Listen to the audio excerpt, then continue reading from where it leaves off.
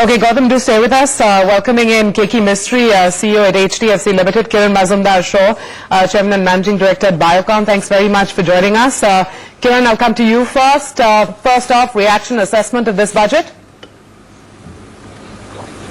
Well, I think it was very predictable. I think I have already voiced my, sort of expectations by saying that I really don't expect this to be a budget for India Inc.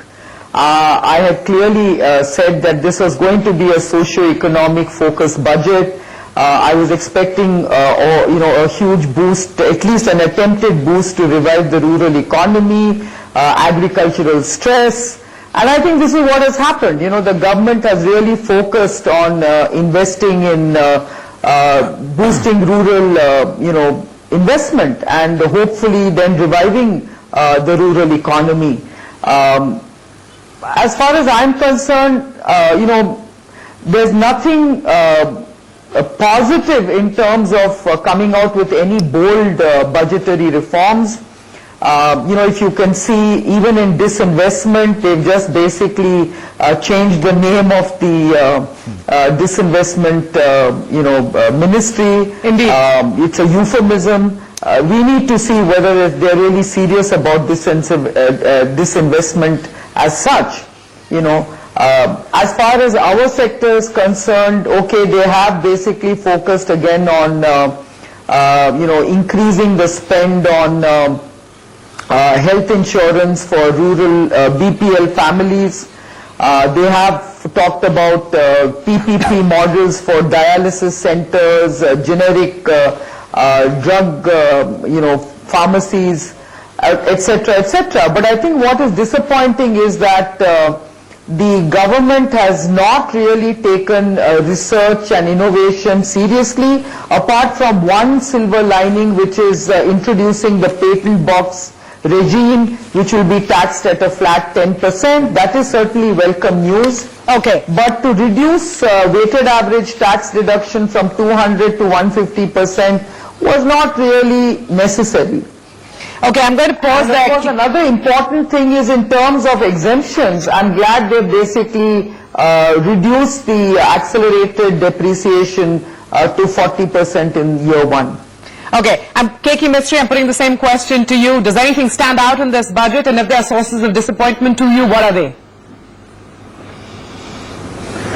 I would say the budget is pretty much in line with what one was expecting. The focus largely was on the rural economy, and if you look at the difference between how the urban economy is panning out and how the rural economy is panning out in the last year or so, we clearly see that there is a bit of a disconnect. The urban economy is doing reasonably well, in the sense that hotels are running reasonably well, restaurants are reasonably full, shopping malls are full, but the rural economy has been weak for a while, and largely because of 2 years of poor monsoons.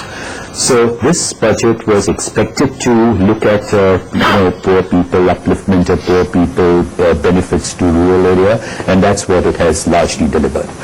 The positive that we see from the budget is on the housing front, that the interest that is payable on a housing loan for a property which is up to 50 lakhs of rupees will get an enhanced deduction of another 50,000 rupees during this year.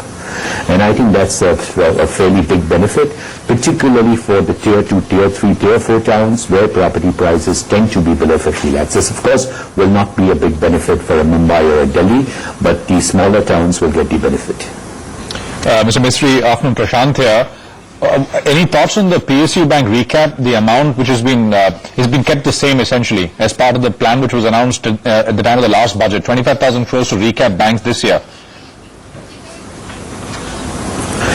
Well, if you look at the capital requirement of the public sector banks, and we've been hearing different reports, and these numbers are very, very large.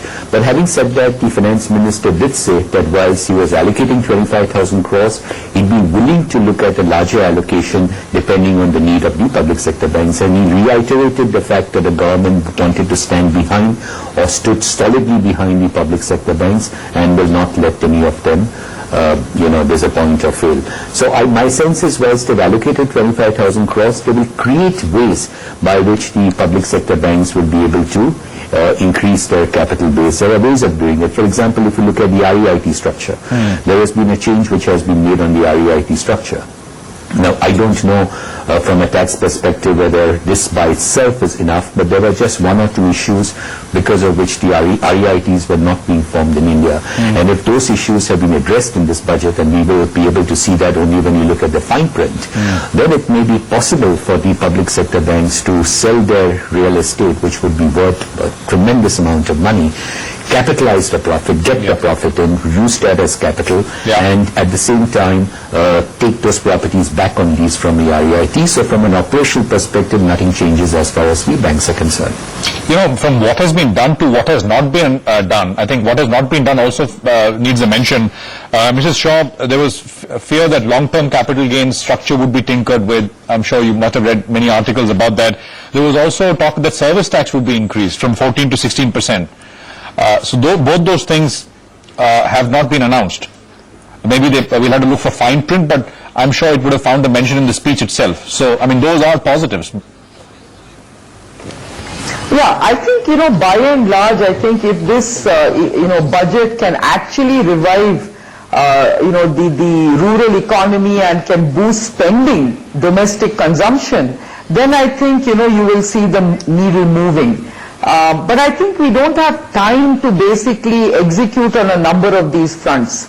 And I think that is what is going to be critical, that, if you're looking at many of these schemes, I think infra is very important as an investment focus.